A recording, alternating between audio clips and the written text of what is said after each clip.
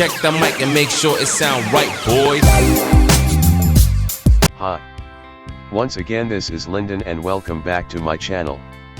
For today's tutorial, I am gonna be showing you how you can convert your Word file to a PDF file.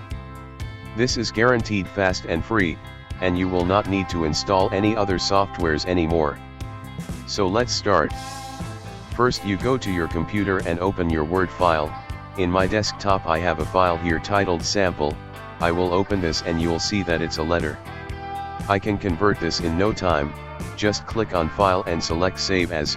Below the file name you will see the file format saying that the file is in Word document format or .docx. Click on it and a drop-down selection will appear, and there look for PDF and click on it. Now click save. Then close your Word file. Go back to the location of your Word file and you will see next to it is the converted or PDF version of your Word file. It's that easy. I hope I managed to help you. If you like this kinds of contents, please don't forget to like and subscribe to my channel, and don't forget to click on the bell so you can get notified if there'll be a new video. Thanks for watching. Check the mic and make sure it sound right, boys.